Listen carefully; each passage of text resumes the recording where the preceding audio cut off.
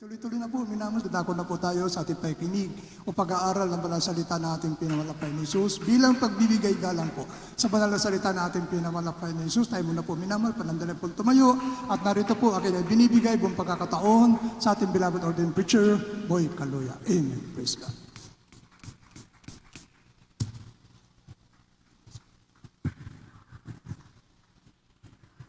Amen. Amen. Everybody shout, praise the Lord. Purin po ang ating pinakamamahal na Panginoon. God bless you po sa ating beloved preacher, beloved Brother Lando. Mga minamahal, magandang hapon po. Manalangin po muna tayo bago tayo dumako sa pakikinig ng mga banal na salita ng mahal na Panginoon. Tayo po'y manalangin muna. Opo, dakilat mapagpala po naming Ama, Diyos na makapangyarihan sa lahat. Sa pangalan namin pinakamamahal na Panginoong Jesucristo, kami po'y nagpupuri. Nagpapasalamat po kami, mahal na Panginoon, sa dakilang pribileyon muling ipinagkaloob sa amin. Binigyan mo kami ng pagkakataon muli na maluwalhati ka sa pamagitan ng aming paglilingkod. Salamat po sa pagtanggap mo ng aming mga paglilingkod, sa aming mga papuring awitin, inalay namin sa iyo, malamang nakaabot sa tulong ng biyaya sa kalangitan. Salamat po sa pagkilos mo sa aming kalagitnaan, dakilang Diyos. At minsan padalangin po namin patuloy po kayo mangusap sa mga salita mo, mahal na Panginoon. Ang mga salita mo ang maging gabay namin, mahal na Panginoon, habang kami po ay naglalakbay patungo sa langit, mahal na Panginoon, sa buhay na walang hanggan. Mahal na Panginoon, kayo po maglagay ng mga salita mo sa aking bibig. Tulungan mo kami may pamuhay ang mga salita mong aming napapakinggan, dakilang Diyos. At minsan pa aming sinasuway lahat ng gawa ng kalaban, demons of unbelief and doubts, demons of hindrances. We bind up our darkness in Jesus' name. In Jesus' name, amen and amen. Palakpakan natin na malakas ang ating pinakamamahal na Panginoon, maminamahal. Praise the Lord. Purihin po ang ating pinakamamahal na Panginoon at bago tayo dumako sa mga banal na salita ng Diyos, maminamahal, habang inihanda po natin yung talata, Jeremiah 7:4, dito sa mga gawa, Kapitulo 7, 48 hanggang 49. Nagpapaabot po ako, maminamahal, na taos pusong pagbati sa lahat ng mga minamahal ng mga anak ng Diyos, sa lahat ng ating mga minamahal ng mga preachers, ating mga beloved workers, beloved instrumentalists, ating mga beloved choir members, sa lahat ng mga minamahal natin mga kapatiran, sa mga bisita, maminamahal na kasama po natin ngayon, at sa ating mga minamahal ng mga webcast viewers, Luzon, Visayas, Mindanao, maging sa mga kapatiran natin nasa ibayong dagat, sa labas ng ating bansa, maminamahal, at kayo hindi nagpapaabot po tayo ng dobleng paggalang sa ating minamahal at ginagalang na pastor, beloved Evangelist Wildy Estrada Almeida, the end-time prophet of our loving God, sa lahat ng mga beloved children of the Almeida family, at sa patuloy natin pag-alaala sa mga hindi malilimot ang aral ng ating beloved Assistant Pastor Lina C. Almeida, at higit sa lahat, ang pinakamataas na pagsambat, pagpupuri, pagluwalhati ay para sa ating pinakamamahal na Panginoong Jesucristo. Amen. Everybody shout, praise the Lord. Buksan po natin, maminamahal, ang ating mga talata dito po sa Jeremiah 7 verse 4 at dito sa mga gawa 7, 48 hanggang 49. From the book of Jeremiah chapter 7 verse 4, huwag kayong magsitiwala sa mga kabulaan ng salita na nagsasabi, ang templo ng Panginoon, ang templo ng Panginoon, ang templo ng Panginoon ay ang mga ito. Aklat ng mga gawa, Kapitulo 7, versikulo 48 hanggang 49. Bagamat ang kataas-taas ay hindi tumatahan sa mga bahay na gawa ng mga kamay, gaya ng sinasabi ng propeta, ang langit ay ang aking luklukan, at ang lupa ang tungtungan ng aking mga paa. Anong anyo ng bahay ang itatayo ninyo sa akin, sabi ng Panginoon, o anong dako ang aking pahingahan? Amen. Amen. Amen. Maminamahal, ang ating pong paksa ay pamagatan po nating the temple of God. The temple of God. Sa ating mga Pilipino, mga minamahal, napakahalaga po ng simbahan. Amen. Napakalaga para sa atin ng temple, the temple of God, yung simbahan, mga minamahal. Bago pa dumating ang mga Kastila sa ating bansa, maminamahal, bago sila nagdala ng reliyon sa ating bansa, maminamahal, ang mga Pilipino po, maminamahal, ay likas ng makadiyos. Amen. Kaya para sa atin, mga minamahal, napakalaga po ng tinatawag na simbahan, the temple of God. Kasi maminamahal, ang simbahan, ang templo, maminamahal, dito po tayo nagdadasal. Dito tayo dumadaing sa Diyos. Dito tayo, mga minamahal, humingi ng tulong sa ating pinakamamahal na Panginoon. At higit sa lahat, mga minamahal, dito natin pinaglilingkuran ang ating mahal na Panginoon Diyos. Kaya para sa atin, napakalaga ng simbahan, napakalaga para sa atin ng Temple of God. Amen. Ngayon, maminamahal, paano kaya kung malaman mo, maminamahal, na yung simbahan na pinupuntahan mo noon na hindi pala templo ng Diyos, hindi pala simbahan ng Diyos? Paano kaya, maminamahal, kung malaman mo na ang iyong pinag-uukulan ng panahon, at tulad ng mga manang natin, mga minamahal ng ating mga lola, mga lolo, ang ating mga nanay, talagang halos yung panahon nila, nandun lahat sa simbahan. At tulad po nung nanay ko, mga minamahal, ang nanay ko talagang napaka-religyoso. Siya'y mga awit ng simbahan, choir member. Tapos, nandun lagi sa simbahan. Sila mga nag-aayos.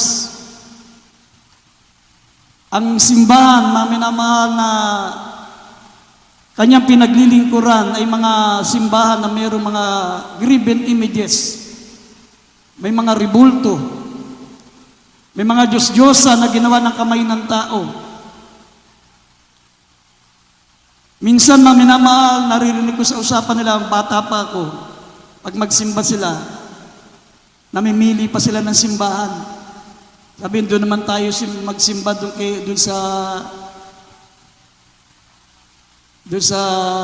Chico Road, yung St. Peter. Kasi dito sa simbahan, madalas kami magsimba noon nung ako'y nasa kinagis ng pangreliyon. Madalas kami magsimba doon sa Araneta, yung Gregorio Araneta Foundation. Yung simbahan doon sa Gaup, kung tawagin, Gregorio Araneta University Foundation, may simbahan doon. Doon madalas nagsisimba kami, pati yung nanay ko. Minsan narinig ko sa nanay ko, wag na tayo muna magsimba diyan. Doon naman tayo, lipat tayo sa St. Peter. Kasi masyadong boring yung pari diyan. Nakakaantok. Doon tayo sa St. Peter. Buti pa si Father ganon, si Father ganyan. Napakagandang mag-sermon. Mamaya nung nainip naman doon, maminamahal, sabi niya, doon na lang tayo sa Grace Park, sa Caloocan. Doon sa Grace Park, Caloocan, maminamahal, madalas kami magsimba doon kapag disperas ng Pasko. O kaya, yung binubuo namin yung simbang gabi. Kasi napakaraming mga babaeng magagandang nagsisimba. Pangalawa, maminamahal, napakaraming pagkain, masasarap na pagkain. Mga puto bongbong. Kung ano-anong mga masasarap na pagkain, maminamahal, yun ang pinupuntahan namin. Kaya nga, maminamahal, makita nyo, ngayon mo malaman, kung malaman mo ang salita ng Diyos, hindi pala yun simbahan ng Diyos. Amen? Biro mo, ginugol mo ang buong panahon mo.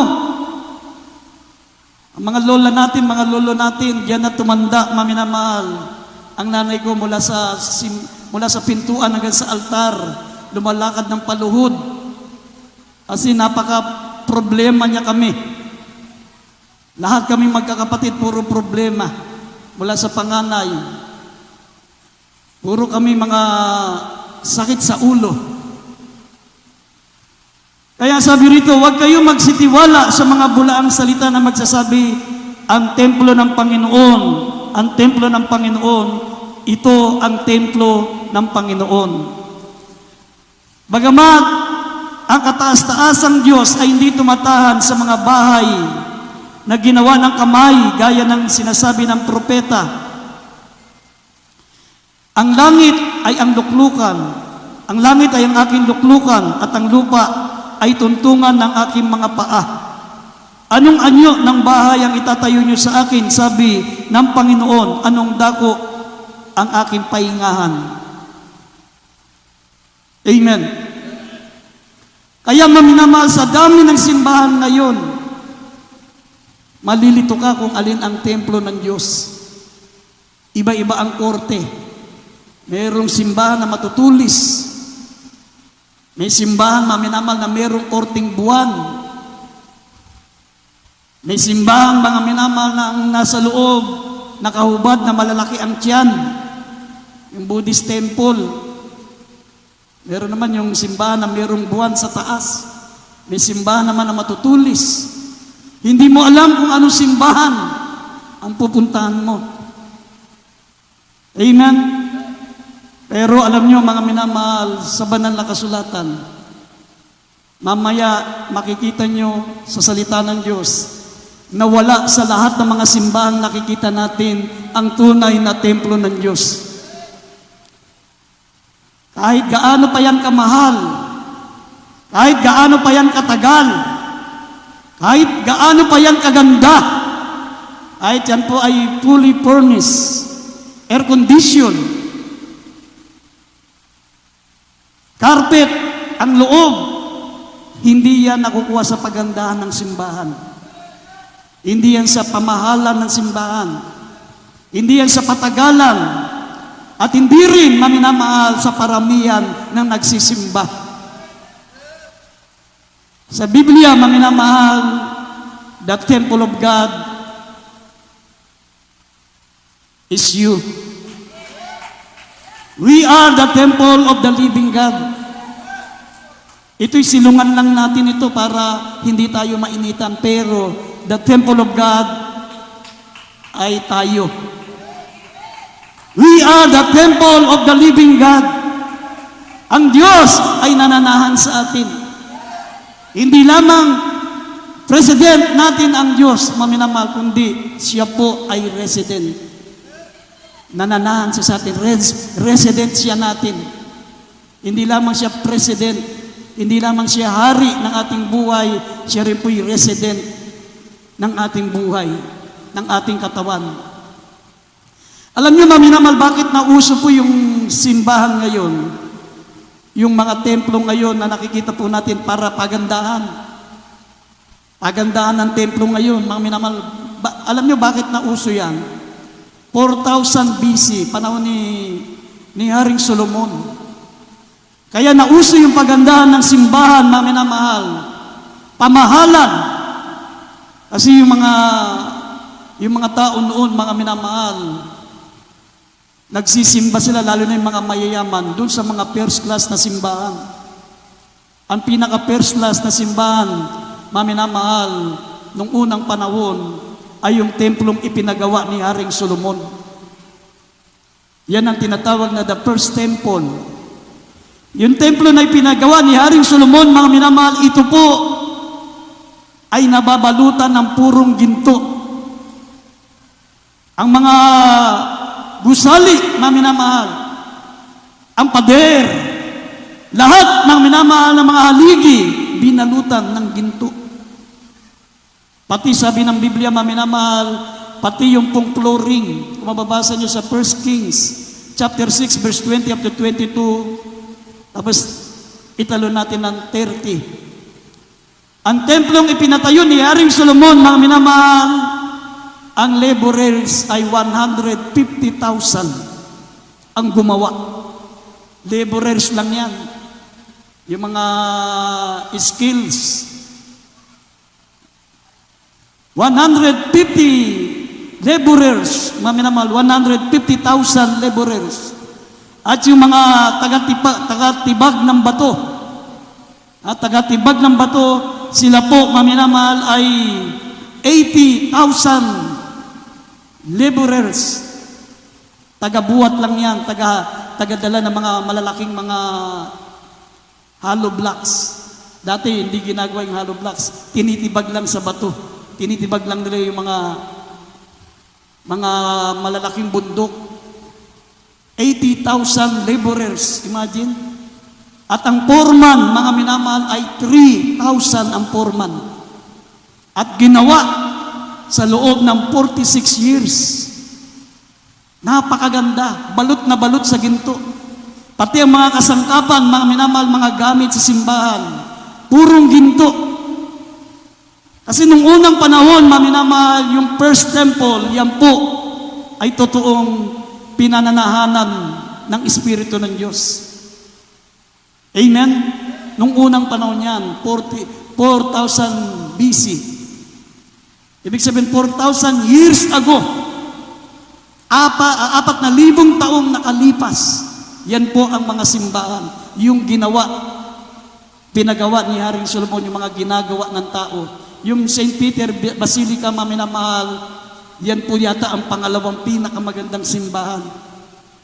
Pero meron pong mga lihim na natatago dyan. Napakaganda ng panlabas niyan, pero kung malalaman nyo yung nasa loob niya na nakapaligid doon, puro halimaw. Puro halimaw na mga ribultong nakatago doon, maminamahal, sa loob ng mga dingding na yon. Yung St. Peter Basilica, na ginastusan ng billion dollars, worth of $1 billion. Napakaganda niyan, ang ganda sa labas. Pero kung makikita niyo yung nakatago sa loob niyan, nasa loob ng dingding, iba't ibang uri ng mga halimaw, na may mga sungay, may mga buntot, may mga pangil, nakatago yun doon sa loob ng kanilang pader. Meron yan sa pinakatuktok nila, maminamahal, meron doon anyo ng isang demonyo na walang ibang makakaakyat doon sa tuktok ngayon, kundi yung mga poop. Kaya doon sa baba, doon sa pinagmimisahan, napakaganda, talagang fully furnished, napakamamahalay ng mga gamit, alpombra ang lakaran, fully air condition. Ang mga nagsisimba, maminamahal, mga hari, mga queen, sila Queen Elizabeth, yung mga hari na minamahal, sila Prince Charles, doon sila nagsisimba, mamahalin. Kasi pag nag-donate naman yung mga hari, maminamahal, nag-donate naman yung mga reyna na nagsisimba, ay talagang $1 million din. Milyong euro kapag nagbigay doon sa simbahan. Kaya nga, pagagandahin talaga ng gusto. Pero dito po sa templo na ipinagawa ni Haring Solomon, walang makahigit sapagkat ito'y talagang gawa sa ginto. Sabi rito, maminamahal, basahin po natin ang 2 Kings chapter 6 verse 20 o 1 Kings chapter 6 verse 20 up to 22, italo ng 30, at mamaya 2 Chronicles chapter 2 verse 18. Ganito karami ang gumawa ng the temple of King Solomon. Dito sa unang hari, kapitulo 6, talatang 20 hanggang 22, talon ng 30. At ang loob ng sanggunian ay may 20 siko ang haba, at 20 siko ang luwang, at 20 siko ang taas, at binalot niya ng taganas na ginto, at binalot niya ng sidro ang dambana. Sa gayoy, binalot ni Solomon ang loob ng bahay ng taganas na ginto, at kanyang kinanaan ng mga tanika ng ginto ang harapan ng sanggunian, at binalot ng ginto. At binalot ng ginto ang buong bahay, hanggang sa ang bahay ay nayari. Gayon din ang buong dambana na nauukol sa sanggunian ay kanyang binalot ng ginto. Dito sa 30, at ang lapag ng bahay ay binalot niya ng ginto sa loob at sa labas. Amen. Kalawang Kronika, kapitulo 2, talatang 18.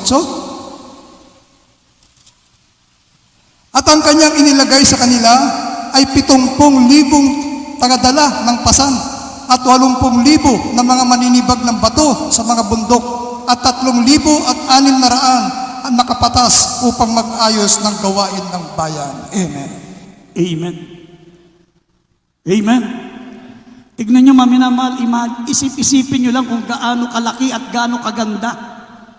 Sabi, lahat ng bahagi ng templo ay binalot ng taganas na ginto. Purong ginto. Ang aligi, maminamahal, ang pader. At ang sabi ng verse 30, 2 Chronicles chapter 2, o 1 Kings chapter 6, verse 30, sabi, maging ang flooring ay dalisay na ginto. Ang buong kabuuan ay ginto. Ang flooring, ang dingding. Sabi rito sa 2 Chronicles chapter 4, verse 20 up to 22, lahat mga gamit ay ginto. Mga ginagamit doon sa loob, maminamal ang mga kasangkapan, ang mga kutsara, ang mga plato, ang mga baso na ginagamit ng mga pari ay pawang purong ginto. Amen.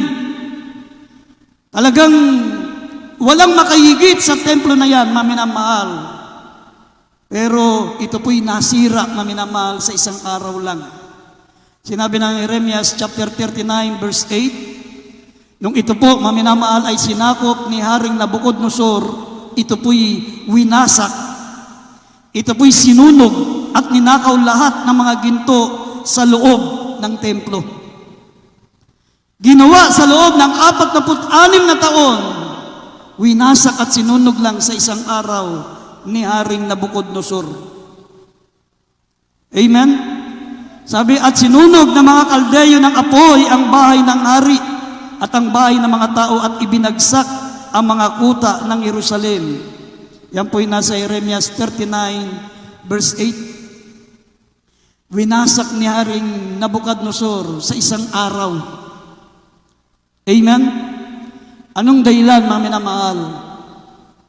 Dahil ipinasok nila doon sa templo ni Haring Solomon ang mga karumal-dumal sa harapan ng Diyos. Inilagay nila yung mga Diyos-Diyosan, mga graven images, gaya ng mga simbahan na nakikita natin ngayon. Magaganda nga, napakarami namang mga ribulto, napakaraming mga imahen, napakaraming graven images na sinabi ng banal na kasulatan na ito ay karumal-dumal sa Panginoon mong Diyos. Sabi ng Deuteronomy chapter 7 verse 25 and 26, huwag kang magpapasok ng karumal-dumal sa iyong bahay, ni huwag mong iimbutin ang pilak at ginto nito, sapagkat ito'y karumal-dumal nga sa Panginoon Diyos, baka ito'y maging silos sa iyo. Ang ginawa, maminamal ng mga hari noon, nilagyan ng mga graven images. Yung templong pinagawa ni Haring Solomon. Lahat ng mga karumal-dumal na ipinagbabawal ng Diyos, inilagay doon sa templo na pinagawa ni Haring Solomon, kaya winasak. Pinasok ni Haring Nabucodonosor, pinagnakawan, sinunog, lahat ng mga ginto ay pinagkukuha, pati ang mga gamit sa loob ng simbahan. Bakit? Nagpasok sila ng karumal-dumal sa bahay ng Panginoon. Na sinabi rito sa Deuteronomy 7:25 and 26, ang mga larawang inanyuan ay karumal-dumal sa Panginoon mong Diyos. Makidagdag natin sandali. Deuteronomy 7:25 up to 26. Dito po sa Deuteronomy chapter 7 verse 25 up to 26, ang mga larawang inanyuan sa kanilang mga Diyos ay iyong susunugin sa apoy. Huwag mong iimbutin ang pilak o ang ginto na nasa mga yaon. Ni huwag mong kukunin para sa iyo, baka sa iyo maging silo, sapagkat ito'y isang karumal-dumal sa Panginoon mong Diyos. At huwag kang magpapasok ng karumal-dumal sa iyong bahay, at baka ikaw ay maging itinalaga na gaya niyon, iyong lubos na kapuputan at iyong lubos na kasusuklaman, sapagkat itinalagang bagay. Amen. Amen. Amen. Kaya kung ano yung pinaka-karumal-dumal sa paningin ng Diyos ngayon, ng mga simbahan ngayon, napakagaganda sa labas, pero karumal-dumal sa paningin ng Diyos. Ganun ang simbahan na makikita natin ngayon. Amen? Kaya pagkatapos nawasak, maminamahal, ang templo ng Diyos, maminamahal, ang ating pinakamamahal na Panginoon ay ginawa na lamang ng mga pari noon, ginawa na lamang siyang katang-isip. Wala nang naniwala na may Diyos, mga minamahal. Ang mga pari noon, sabi ng banal na kasulatan, inabuso yung kanilang kapangyarihan. Ginamit nila ang mga mahabang panalangin para magbayad ng malaki ang mga tao, ang mga taong walang alam patungkol sa salita ng Diyos. Nagandog sila ng mga karumal-dumal sa mahal na Panginoon Diyos. Kaya, mga minamahal, ang ating dakilang Diyos, ang Diyos na lumikha ng langit at lupa, siya po ay bumaba, nagkatawan tao, mga minamahal, para patunayan sa mga pari noon, mga minamahal, at para patunayan sa lahat ng tao na mayroong totoong Diyos sa langit. Hindi siya katang-isip, hindi siya, mga minamahal, yung kwentong kutsero. Kasi simula nung nawasak ang templo ni Haring Solomon, marami nang hindi naniwala sa Diyos. Maging ang mga pari, ginamit na lang nilang front ang tungkol sa Diyos para kumita ng limpak-limpak na salapi. Para samantalahin ang mga tao noon, maminamal magbabayad sa mga padasal. May mga taong nagbebenta ng lupa, ibinibigay doon sa pari na minamahal para sa kaligtasan ng kalamal sa buhay. Ganun na naging kalakaran. Kaya mga minamahal, gustong patunayan ng ating mahal na Panginoon Diyos sa langit na merong totoong Diyos. Na ang Diyos ay hindi katang-isip. Ang Diyos ay totoo, kumikilos, nabubuhay siya at nabubuhay tayo dahil sa Kanya. Sinabi ng Biblia, God was manifest in the flesh. Nagkatawan tao po ang Diyos para patunayan ng mahal na Panginoon Diyos sa mga pari noon na hindi katang-isip ang Diyos. Para patunayan sa mga taon noon, maminamahal, na ang Diyos ay buhay. Dumating ang ating mahal na Panginoong Kristo, maminamahal, ang Diyos na nagkatawan tao. Ito ngayon yung second temple. Nung nagkatawan tao, si Kristo, ang Diyos na nagkatawan tao, mga minamahal, yan po ang pangalawang the temple of God. Ang templo ng Diyos ay si Kristo. Sinabi ng ating pinakamamahal na Panginoon sa kanila, mga minamahal, dahil hindi sila naniniwala. Ang mga Pariseyo noon, ang mga pari noon, hindi pa rin sila naniniwala. Nagkatawan tao na ang mahal na Panginoon sa Kristo, ayaw pa rin maniwala. Tinutuligsa siya. Inuusig siya. Sinabihan siya, maminaman, na taong puspos na masamang espiritu. At sinabi ng mahal na Panginoon, wasakin niyo ang templong ito. Gibain niyo ang templong ito at itatayo ko ng 3 araw. Ang tinutukoy ng mahal na Panginoon ay ang kanyang katawan. Ito ang the second temple of God, the body of Christ. The body of Jesus Christ, God was manifest in the flesh. Anong layunin, bakit nagkatawan taong mahal na Panginoon? Para patunayan na siya'y nagmamahal sa atin. Na siya'y nagmamalasakit sa atin. Na siya'y buhay, hindi siya katang-isip. Yan ang dahilan kung bakit naparito ang ating pinakamamahal na Panginoong Kristo. At para tubusin tayo sa kasalanan. Kasi mula nang nawasak ang templo ni Haring Solomon, ang mga tao ay naging makasalanan. Para sa kanila walang Diyos. Bakit? Kung may Diyos, bakit pinaintulutan ng Diyos na wasakin ang kanyang templo? Bakit pinaintulutan ng Diyos na pagnakawan ang templo ng Diyos? Bakit na nagpabaya ang Diyos na sunugin ang kanilang mga bahay at bihagin ni Haring Nabucodonosor ang kanilang mga pamilya, ang kanilang mga anak, ang kanilang mga asawa, ginawang alipin ni Haring Nabucodonosor?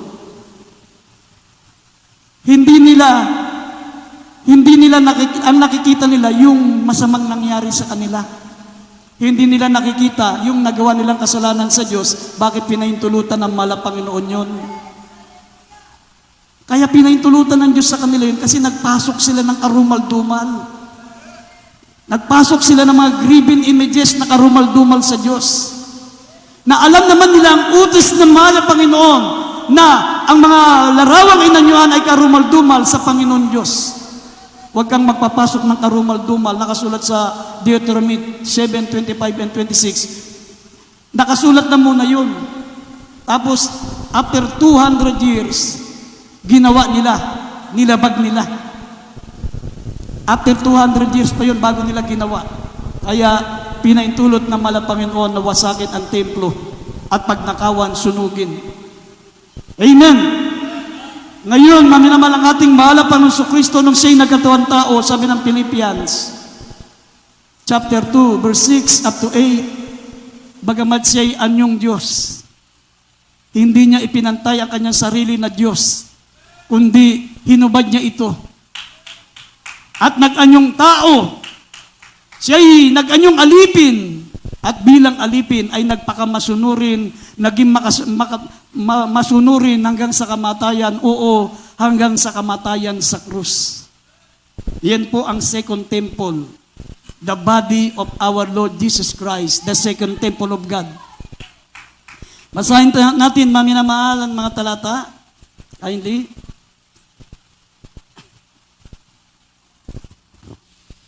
Filipos, Kapitulo 2. Pakihanda yung John 2:19 hanggang 21 at 22.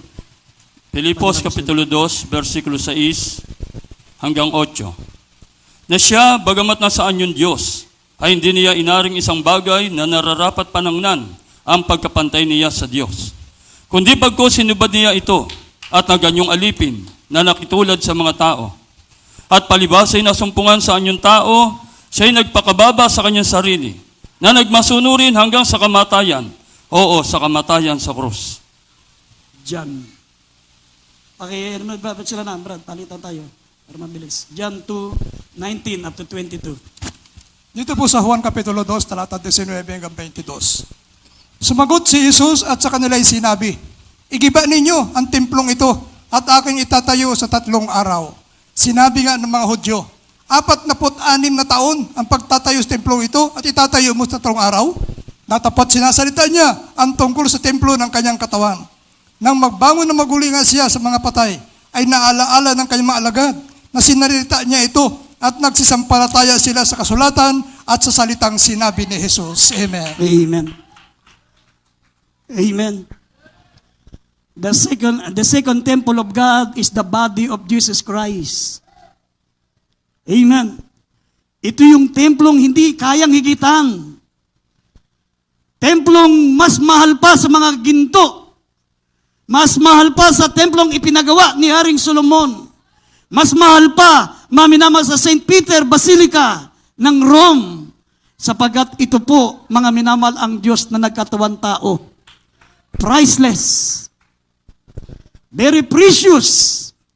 God was manifest in the flesh. Ang Diyos ay nagkatawang tao. Sinabi, bagamat siya'y Diyos, hindi niya ipinantay ang kanyang sarili sa Diyos. Kundi, inubad niya ito at nag-anyong alipin. At nang nasumpungan siya'y alipin ay nagpakamasunurin, oo, hanggang sa kamatayan sa krus. Amen? Alam niyo kung sino ang nagwasak sa pangalawang templo ng Diyos? Mga pari. Mga pari. Sabi ng John 19:6, sila ang nagpapako kay Kristo sa krus. Kaya huwag tayong magtataka, maminamahal, kung bakit ang mga pari ngayon sumasama sa politika. Bakit ang mga maraming simbahan ngayon ginagawang lugar ng rally, mga politics.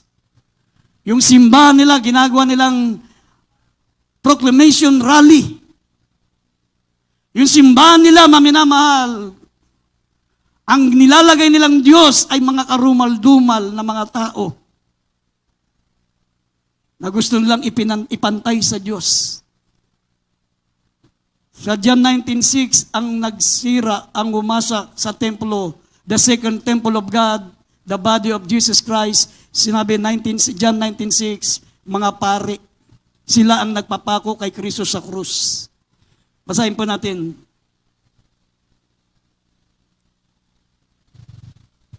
Dito po sa 1 chapter 19 verse 6, pagkakita nga sa kanya ng mga pangulong saserdote at ng mga punong kawal ay sila'y nagsigawan na sinasabi, ipako siya sa krus, ipako siya sa krus. Sinabi sa kanila ni Pilato, kunin ninyo siya at ipako ninyo siya sa krus, sapagkat ako'y walang masumpungang kasalanan sa kanya. Amen. Amen. Amen. Kaya napako si Kristo sa krus. Ngayon, malapit na naman ang mahal na araw. Ipagugunitan na naman ng mga pari na sa ating kinamulatan, sa ating kinagisnang reliyon, ang patungkol kay Kristo. Magmamaang-maangan sila na kunyari wala silang alam. Pero sinabi ng banal na kasulatan, sila po maminamal ang responsable sa pagpapapako kay Kristo sa krus. Ang sabi rito, when the chief priest, therefore, and officer saw him, they cry out and saying, crucify him! Crucify him! Sabi ni Pilato, wala akong nakitang kasalanan sa kanya. Wala akong nakitang kasalanan sa taong ito. Kunin niyo siya, kayo ang magpako sa kanya sa krus. Ako maghuhugas ako ng kamay. Wala akong nakitang kasalanan sa kanya. Kaya si Kristo, mga minamahal, ay napako sa krus para maging handog sa kasalanan. Sinabi ng banal na kasulatan, without shedding of blood is no remission of sin. Amen.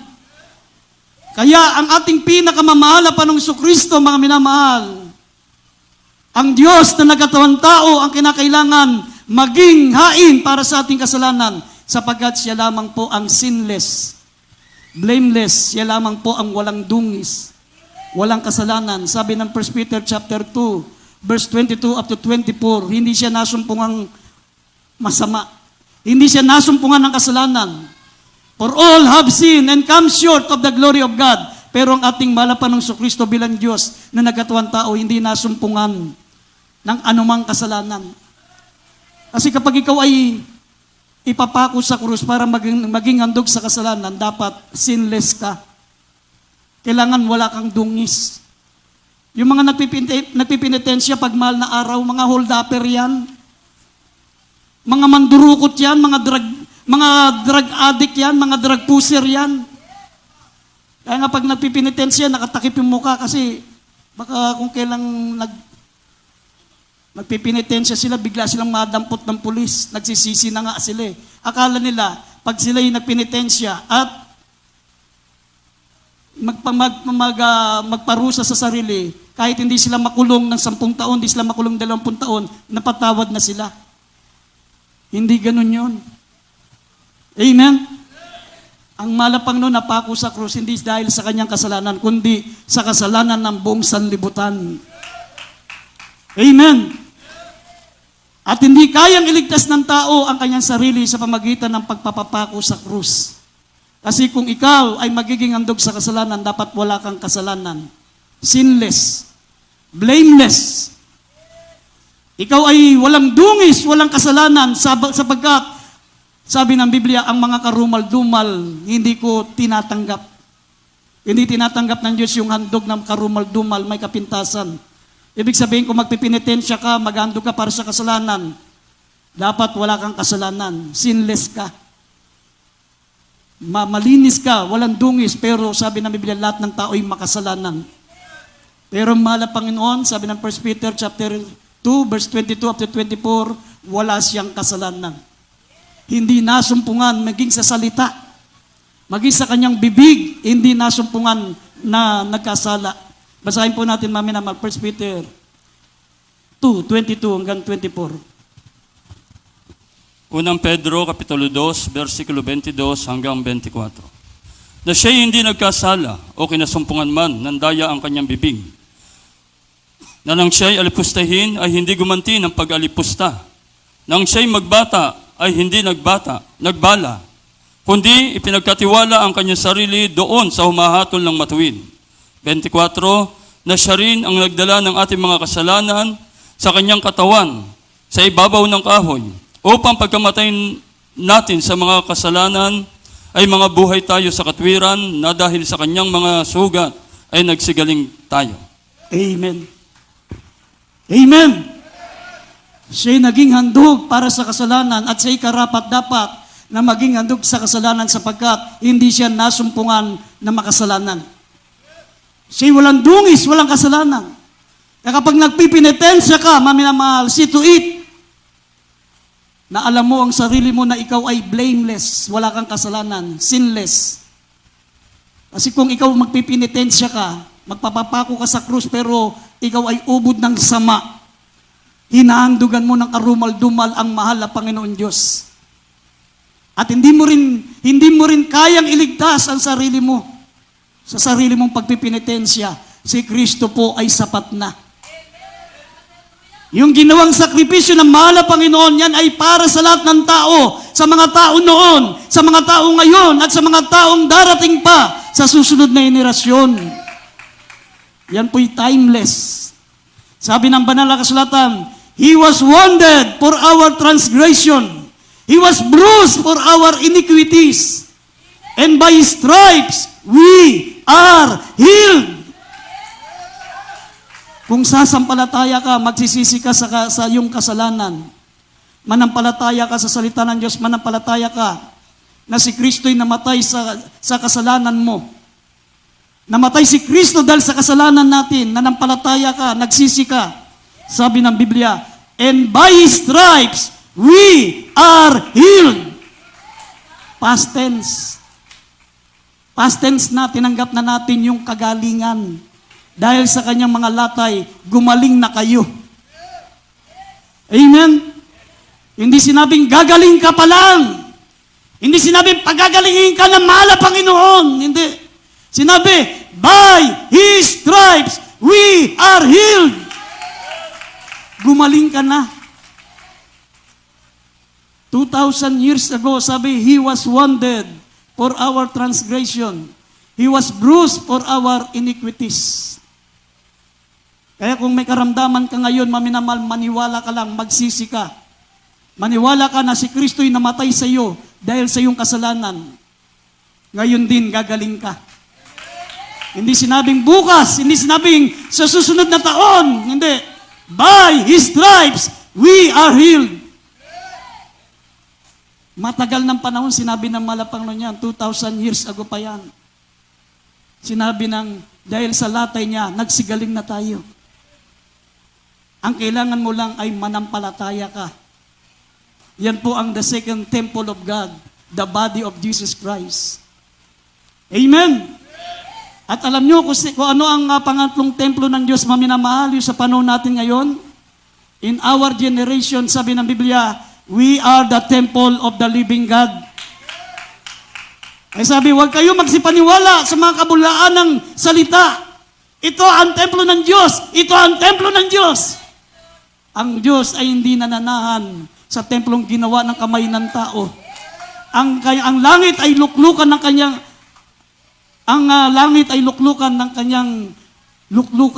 kalulatian at ang lupa ay tungtungan lang ng kanyang mga paa.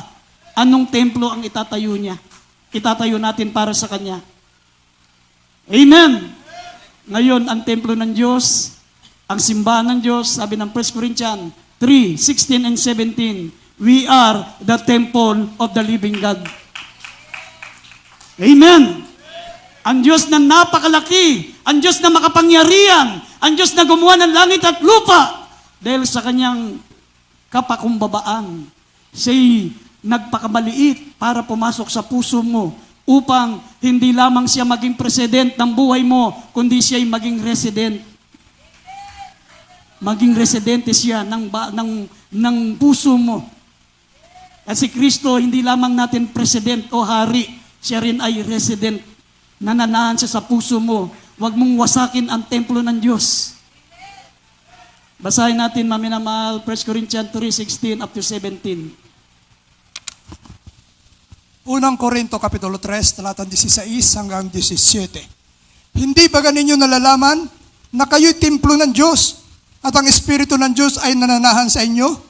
Kung gibain ng sino man ang templo ng Diyos, siya'y igigiba ng Diyos, sapagkat ang templo ng Diyos ay banal, na ang templong ito ay kayo.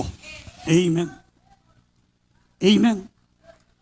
Kaya maminamal, binibigyan tayo ng babala ng Diyos, huwag na nating wasakin ang templo ng Diyos. Ang unang templo ng Diyos ay winasak ni Haring Nabucodonosor.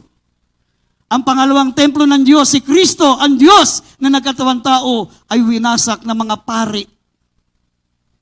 Mga saserdote ng unang panahon, the chief priests, sumigaw silang ipako si Kristo sa krus. Ipako si Kristo sa krus. Ngayon, wag naman nating hayaan na tayo po ang gigiba ng templo ng Diyos.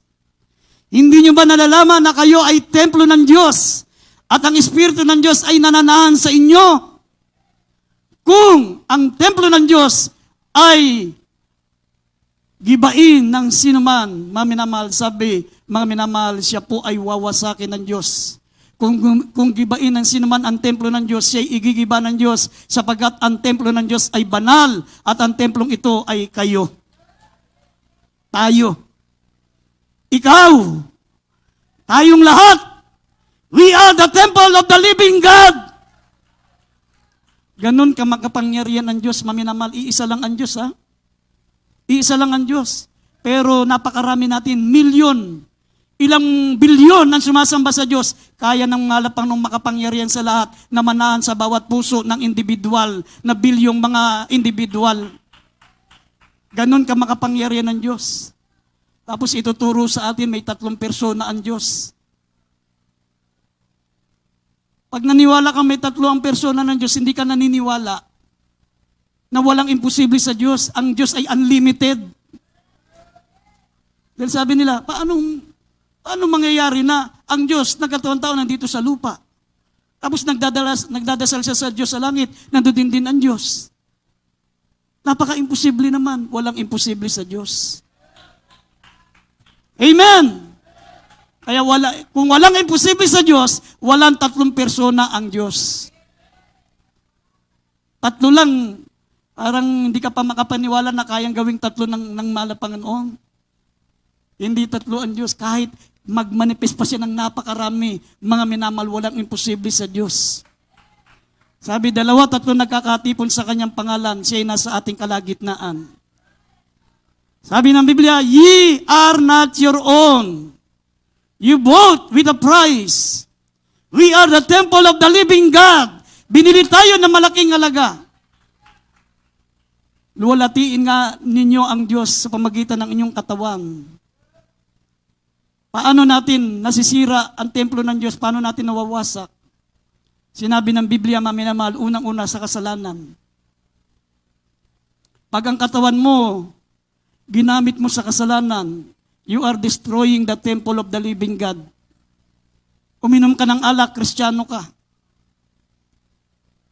Makiapid ka. May asawa ka na, hindi ka pa makontento sa asawa mo, you are destroying the temple of the living God. Yung templo mo, pasukan mo ng sigarilyo. Gaya ng mga malalaking simbahan na magaganda dyan. Pagkatapos nilang magsimba, kala mo, maminamal 1 taon nang nasa kuweba at hindi nakatikim ng sigarilyo, talagang laway na paglabas ng simbahan. Paano yan sindi ng sigarilyo? You are the temple of the living God. Huwag mong sisirain ang templo ng Diyos. Bakit nagkakasakit ang mga Kristiyano? Bakit nagkakasakit tayo? Sinisira natin ang templo ng Diyos. Amen? Nananalangin tayo. Panginoon, pagalingin mo po ako. Panginoon, wag mo akong bigyan ng sakit. Panginoon, gusto kong malusog ang katawan ko. Tapos inom ka naman ng inom ng alak. Hitit ka naman ng hitit ng sigarilyo. Gamot ka naman ng gamot. Pag umiinom ka ng synthetic na gamot, gamot ka ng gamot, pinapatay mo ang sarili mo. You are destroying the temple of the living God. Bakit? Lahat ng gamot, meron yan tinatawag, maminamahal, na side effect. Sabi ng mga doktor, pag ikaw ay uminom ng isang gamot para sa isang sakit, ang pinaka-epekto niyan, yung dalawang vital organs mo ang sisirain niya. Lalo kang magkakasakit pag iinom ka ng gamot. Amen? May mga komplikasyon. Isa lang ang sakit mo, uminom ka ng gamot. Gumaling yung sakit mo sa ininom mo. Pero yung gamot na ininom mo, merong side effect na dalawang sakit ang ibibigay sa iyo. Kaya imbis na isa lang, ang sakit mo naging dalawa. Nawala nga yung isa, pumalit naman yung dalawa kasi epekto nung gamot na pumasok sa katawan mo. Pinagaling nga yung unang sakit mo, pero yung side effect nito, yung tinatawag na komplikasyon, dalawang sakit ang itinulot sa iyo. Amen? Kaya napakagandang maniwala at magtiwala sa ating pinakamamahal na Panginoon Diyos. Sa Diyos, gagaling tayo. Amen? Sabi ng Biblia, we are the temple of the living God. Nananahan sa katawan natin. Kung naniniwala ka na si Kristo'y nananahan sa iyo, hindi niya pababayaan na ang iyong katawan ay wasak at sira dahil bahay niya yan. Amen. Ipaubaya mong ipa-repair sa Diyos na nananahan sa puso mo. Bahalang ang Diyos ang mag-repair ng katawan mo kasi templo niya yan. Hindi niya pababayaan ang templong tinitirahan niya, maminamahal, sapagat maselan ang Diyos natin. Ayaw niya ng wasak, ayaw niya ng sira. Amen. Ang gawin mo, ipaubaya mo sa mahal na Panginoon. Tiyak, gagaling ka. Everybody shout, praise the Lord! Ay, ba'y tumayo, maminamahal? Umawi tayo sa ating pinakamamahal na Panginoon habang tayo po ay nagsisisi, lumapit po sa una ng ating mga baguhan. Awitin po natin ang awiting sa Kalbaryo. Mga minamahal, sa Kalbaryo, naganap ang pinakadakilang araw para sa atin, ang kaligtasan ng ating mga kaluluwa, ang katubusan ng ating kasalanan, ang kaligtasan ng ating pong buhay na makasalanan, maminamahal, magmana tayo ng buhay na walang hanggan. Lumapit po kayo sa unahan, maminamahal, at habang tayo po ay umaawit, magsisi po kayo mga minamahal ko mga baguhan, mga beloved webcast viewers, sumabay po kayo sa aming panalangin. Umawit muna tayo sa ating mahal na Panginoon.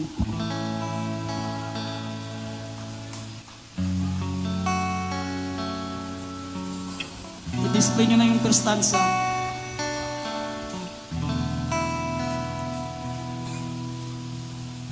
Dati ako magkasalanan,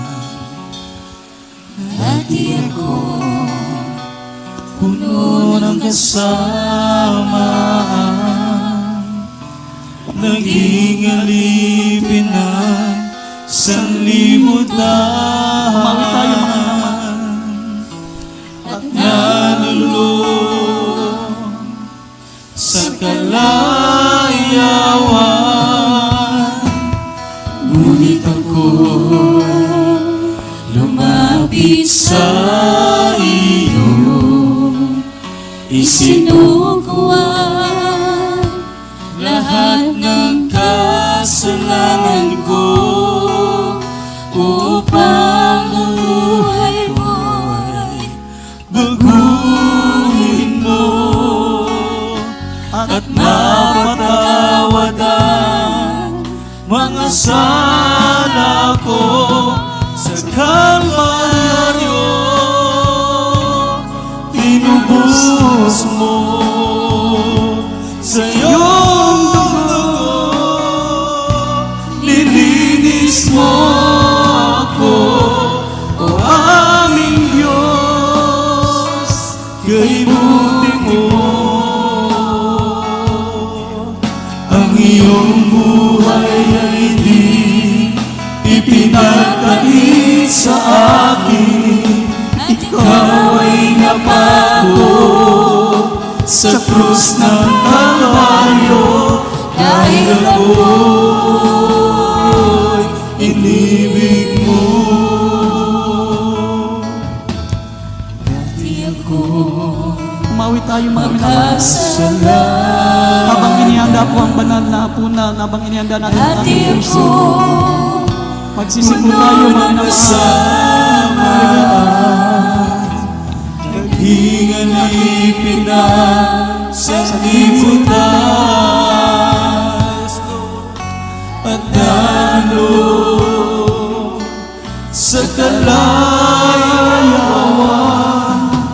Ngunit ako'y lumapit sa iyo, isinukuan lahat ng kasalanan ko upang buhay ko'y baguhin mo at mapatawad ang mga sala ko. Sa Kalbaryo, tinubos mo sa iyong dugo, nilinis mo ako, o aming Diyos, kay buti mo. Ang iyong buhay ay di ipinakait sa akin, ikaw ay napako sa krus ng Kalbaryo. Dahil ako'y nilibig mo. Sa ating mga baguhan, itaas niyo po yung mga kamay. Sa ating mga minamahal, mga bagong kapatid, sa lahat ng mga bisita, sa lahat ng mga baguhan natin, mga minamahal, tanggapin yung ating mahal na Panginoon. Magsisipo kayo, maging sa ating mga webcast viewers, mga minamahal natin mga baguhang mga webcast viewers, itaas niyo po yung mga kamay, tanggapin yung ating mahal na Panginoon. Magsisipo kayo, mga minamahal, tanggapin niyo ang kaligtasan, tanggapin niyo ang tagapagligtas ng ating kaluluwa, ang ating pinakamamahal na Panginoong Jesucristo.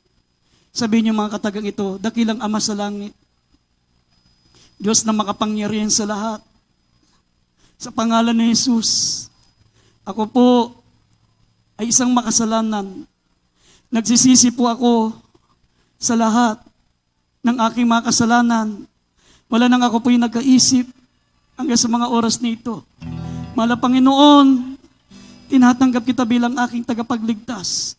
Diyos at Hari ng aking buhay, baguhin mo po ako. Gawin mo akong tunay na anak mo sa isip, sa salita at sa katotohanan. Iligtas mo po ako sa sampu ng aking mahal sa buhay, sa makapangyarihang pangalan ni Jesus. In Jesus' name, amen and amen. Panalangin natin ating mga bisita, mga minamahal. Dakila't mapagpala po naming Ama, patawarin mo po sila. Isulat mong kalmapangalan sa aklat ng buhay, gayos ng mga tunay na anak mo. Hindi naway itong una tuli ng kalang pananampalataya at paglilingkod. Pangawakan mo po sila, malapanong sa pagbabalik mo, makasama namin sila sa paglilingkod. Pagalingin mo pong mga taglay nilang karamdaman bago sila lumisan sa banal na lugar na ito, matanggap nila ang kagalingan ng mga sakit karamdaman sa makapangyarihang pangalan ni Jesus. In Jesus' name, amen and amen. Pwede na po kayong bumalik sa inyong upuan sa ating bisita, sa ating mga baguhan. Maminamahal, tayo po'y patuloy na umawit sa ating mahal na Panginoon. Awitin po natin ang awiting siyasatin mo ako, maminamahal. Gawin nating sagrado. Gawin nating napaka-importante, maminamahal, ang panahong ito, ang sandaling ito, na makikipag-ugnay tayo sa pamagitan ng ating pong banal na hapunan, mga minamahal. Magsisipo kayo. Hallelujah. Ang puso ko Umawit po tayo, mga minamahal. Gawin natin panalangin ang awiting ito. nagawa laban sa'yo, nagkatapat, sumasamo, tumugalo sa harap ng banal mong trono. Lumalapit, di makarapat-dapat sa kabanalan mo. Biyaya at kawan na patawaran sa'yo ay nakamtan ko, oh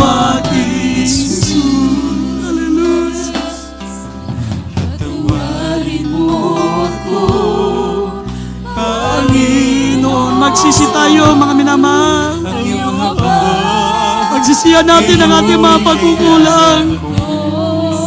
Magsumamo tayo sa ating mahal na Panginoon. Hallelujah! Sa kasalanan, ako'y hanguin mo. Lumalapit, di man karapat-dapat sa kabanalan mo. Biyaya, kawan, kapatawaran sa'yo ay nakamtan ko, o aking Jesus. Lumalapit, di man karapat-dapat sa kabanalan mo. Hallelujah! Biyaya, kawan, kapatawaran sa'yo ay nakamtan ko, o aking Jesus, patawarin mo ako, Panginoon. ang iyong habang, iyo'y kailangan ko. Tulungan mo ako Wala Panginoon, sa kabayan mo po. kasalanan. Ako Hallelujah!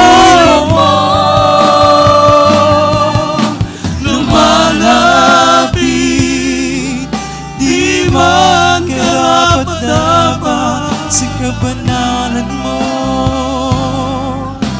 Biyaya, kawan, kapatawaran sa'yo ay nakamtan ko, o aking Jesus, lumalapit, di man karapat-dapat sa kabanalan mo. Biyaya, kawan, kapatawaran sa'yo ay nakamtan ko, o aking Jesus. Amen. Mga minamahal, bago tayo dumako sa panalangin, siyasatin natin ang ating mga sarili, mga minamahal, bago tayo sumalo sa banal na hapunan. Sinabi ng unang Korinto 11, talatang 28, datapwat siyasatin ng bawat tao ang kanyang sarili at saka siya kumain ng tinapay at uminom sa saro. Sapagkat ang kumakain at umiinom ay kumakain at umiinom ng hatol sa kanyang sarili, kung hindi niya kinikilala ang katawan ng Panginoon. Dahil dito'y marami sa inyo ang mahihina at masasakitin at hindi kakaunti ang mga natutulog. Dapat kung ating kikilalanin ang ating sarili, ay hindi tayo hahatulan. Bago tayo dumako sa banal na hapunan, mga minamahal, magsisipo tayo manalangin. Magsumamo tayo, mga minamahal, ano man ang ating mga kasalanan. Saliksikin natin, ano man ang ating mga pagkukulang. Ano pa ang mga mali sa atin, mga minamahal? Ano mga dapat nating itama? Ano pa ang mga dapat nating ibigay para sa mahal na Panginoon? Ano pa ang mga bagay na hindi pa natin nagagawa para sa ating dakilang Diyos? Ano pa ang mga bagay na hindi pa natin naisusuko? Mga minamahal, tayo po'y sama-samang manalangin sa ating pinakamamahal na Panginoon. Opo, dakilat mapagpala po naming Ama, Diyos na makapangyarihan sa lahat. Mahal na Panginoon, humingi po kami ng kapatawaran sa aming mga pagkukulang, sa aming mga kasalanan. Linisin mo po ang aming mga puso, dakilang Diyos. Gusto po namin makabahagi sa banal na hapunan. Gusto namin na maging karapat-dapat po kami. Patawarin mo kami sa aming mga kamalian, sa aming mga pagkukulang. Dakilang Diyos, linisin mo ang aming puso. Tulungan mo kami, mahal na Panginoon, na maging karapat-dapat, maging bahagi ng banal na hapunan, malapanan sa sandaling ito, sa dakilat makapangyarihang pangalan ni Jesus. In Jesus' name, amen and amen. Mga minamahal, hawakan po natin ang tinapay. Sinabi ko sa inyo, mga minamahal, ang ikalawang templo ng Diyos ay ang katawan ng mahal na Panginoong Jesucristo na pinagputol-putol ng dahil sa atin. Sinabi ng Biblia, siya'y nasugatan ng dahil sa ating mga kasalanan. Siya'y nabugbog ng dahil sa ating pagsalangsang. Sinabi ng Talatang 24, at nang siya'y makapagpasalamat, ay pinagputol-putol at sinabi, ito ang aking katawan na pinagputol-putol ng dahil sa inyo. Gawin niyo ito sa tuwing kayo magsisikain sa pag-alaala sa akin. Kainin natin ng sabay-sabay ang tinapay.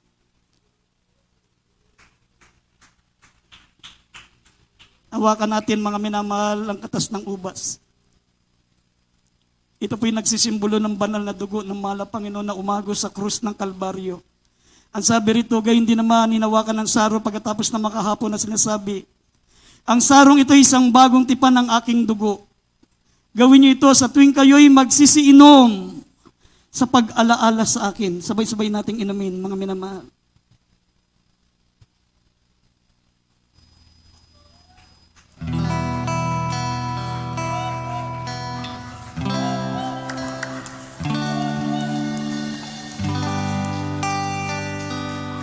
Damin natin ang presensya ng mahal na Panginoon.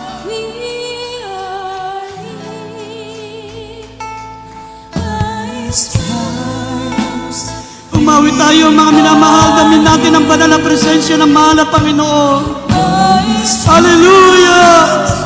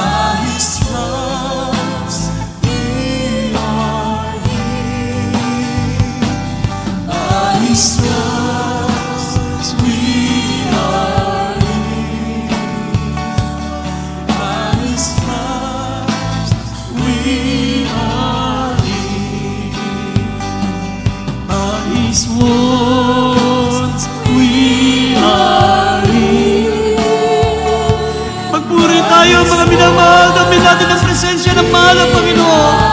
Hallelujah, hallelujah, hallelujah, hallelujah.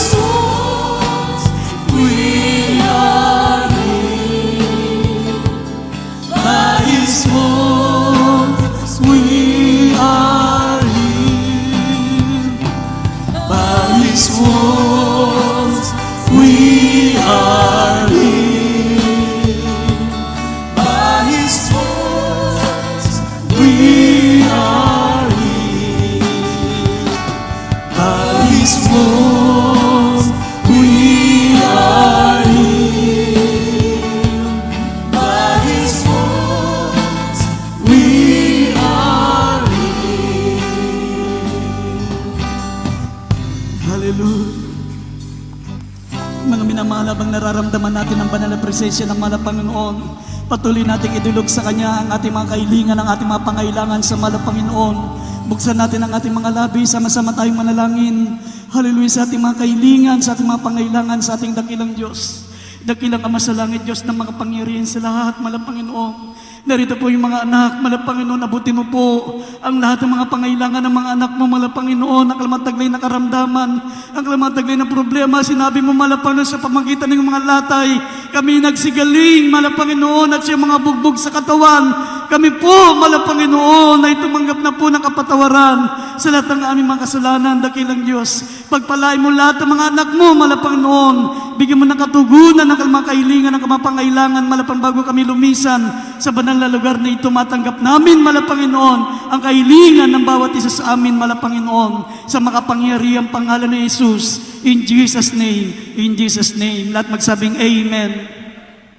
Ipatong natin ang ating kamay sa ating mga ulo, mga minamahal. Banggitin niyo pong pangalan ng mga karamdaman, banggitin niyo pangalan ng mga natitirang kahinaan, mga alinlangan, galit, puot, lahat ng gawa ng kalaban, demons of infirmities and diseases, cancer, leukemia, diabetes, asthma, sakit sa puso, high blood, lahat ng sakit at karamdaman, pinalalayas namin, be healed in the name of Jesus. Hallelujah! Di may mga karamdaman, lumayas kayo sa mga pangyariang pangalan ni Jesus. Demons, infirmities and diseases, cancer, leukemia, diabetes, asthma, sakit sa puso, high blood, lahat ng mga sakit karamdaman, mga kahinaan, lumayas kayo sa mga pangyariang pangalan ni Jesus. Vices began, problem be solved, be healed in Jesus' name, deliverance in Jesus' name. Hallelujah! Hallelujah, praise the Lord, hallelujah, praise the Lord. Amen and amen. Tayo po'y tumayo, maminamahal, sabay-sabay tayong sisigaw. Abang tayo po'y tumatalon, sabay-sabay tayong sumigaw, abang tayo po ay nagpapasalamat. Sabi ng Lucas 6:23, magsilundag kayo sa tuwa, napakalaki ng gantimpala natin sa langit. Sabay-sabay sumigaw, maminamahal, malakas, hallelujah, praise the Lord, sabay-sabay. Hallelujah, praise the Lord. Hallelujah, praise the Lord. Hallelujah, praise the Lord. Palakpakan po natin ang ating pinakamamahal na Panginoon. God bless you, maminamahal. We love you so much, but there's Jesus loves you more. At bago ko